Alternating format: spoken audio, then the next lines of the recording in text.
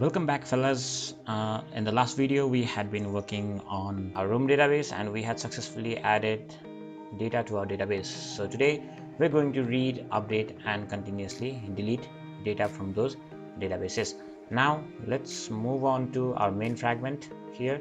So in main fragment we have this view button, so let's add a click to that view button. View dot set on click listener, new on click listener. Again I'm going to replace this fragment here, .fm dot begin transaction dot replace r.id dot frame, that is the ID of frame layout, and I would like to take this view fragment dot add to backstack null and finally dot commit. Okay, now our flow moves to view fragment here. So in this fragment, let's see what components we have. Okay, we have a single component to display our data. So as mentioned here, we're going to do the same. Let's define it. Next view. Let me name it TV. View creator method. TV equals to view dot find view by ID r dot id dot text view. I guess what was the ID? Okay, it was result. So yeah, it was result. Now what we need to do to read data is that we have this database class, we have this database interface actually, where we have declared this method to read data. So this method is going to return a list here. So in order to receive it, we also need a list here. So let me go ahead and create a list. The type is going to be user and list equals to new array list. Okay, now all I need to do is put this value in this list. So main activity dot app database dot app database object dot read user. Okay, this is going to give my data here. So now let me insert a for loop. It is I equals to 0, I is less than list dot size and I plus plus. So inside this I'm going to read each and every content and then bring in my data here. So let me name a string here, string data, and then what I can do is I can concatenate my data here. So data plus, let me also give it null, data plus list dot get position or I dot get ID. So this is going to be my first data here. Let me concatenate that with a line break. Again, list dot get I dot get name. Again, concatenate that with a line break. And finally, list dot get I dot get email, and then concatenate with two line breaks there, so that the separate data can be represented. So finally we need our text view, that is TV, to display our data. So TV dot set text, this is going to be our data here. So this is going to show our result. Alright, you can run your application, you can pause the video and you can run your application and check if your data is there or not. Okay, welcome back. So now we are going to work on our update. So we already have a main fragment. Let me open that. We've already used two buttons here, the add and the view button. Now let me work on update button, update dot set on click listener, new on click listener. So let me main activity dot fm dot begin transaction dot replace r.id.frame, and then new update fragment. Again, add to backstack null, and finally commit. So again, our program flow is going to go to update fragment. Let me check out here what we have. So I have edit text for name and email, and also an update button. So let me define them.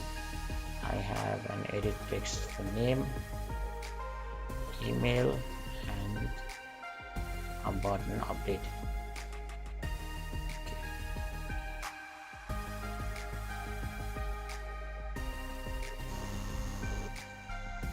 Okay, let me also give an edit text for ID here, so that I can update my values with ID, with reference to ID here. So enter ID. Okay, update fragment. Again, we also have an edit text for ID. So let me define them all.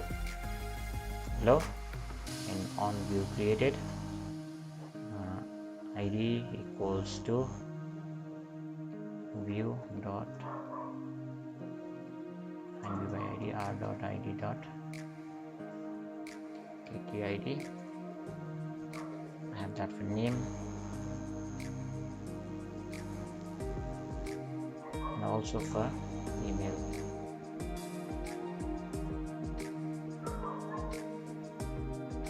Also, I have a button update.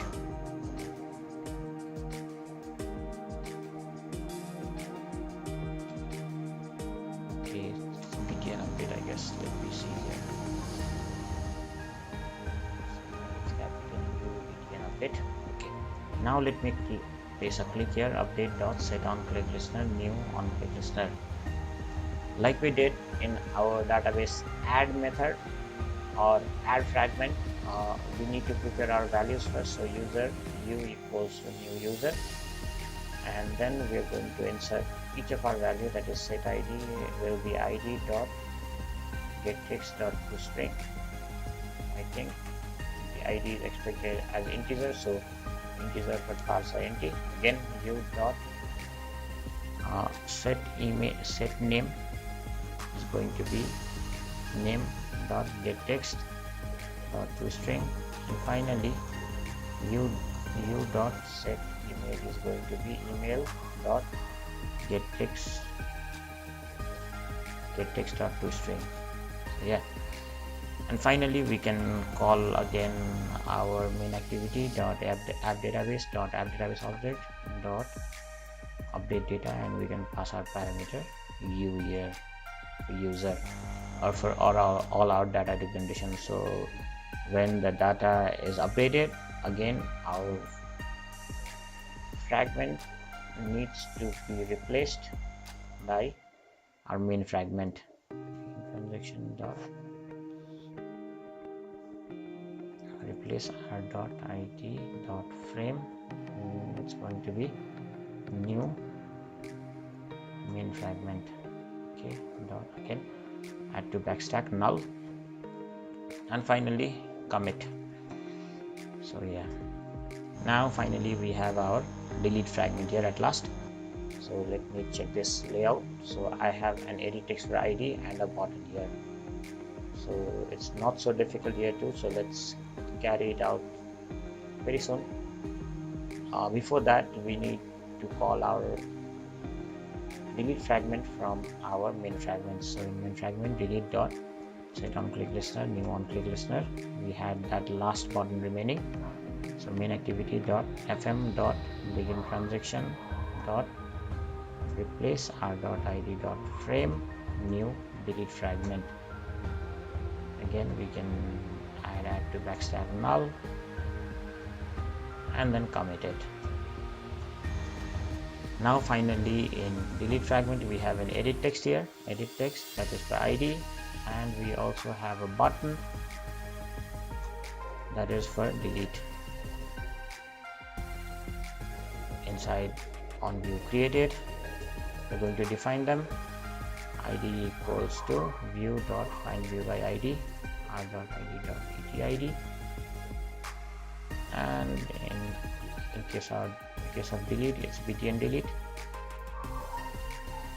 and the ID component name is delete. Okay, now click on this delete button, delete dot, set on click listener, new on click listener. Again, we need to call a function from this database access interface, that is this function which expects a user type data. So what I can do here is I can create an object for user again, user u equals to new user. So I can insert my id here, set id, that is id dot get text dot toString. Since it's expecting an integer, I can wrap using integer dot parseInt, and finally call main activity dot app database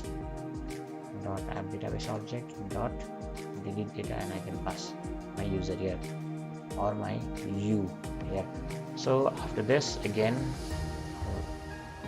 I'm changing my fragment to my main fragment here. So fm dot begin transaction dot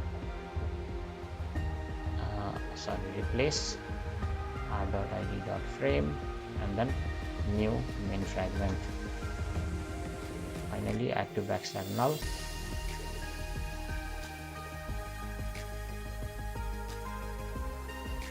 Add to backstack null, and finally a commit statement. So you can go ahead, run your application. All 4 operations in this application is complete.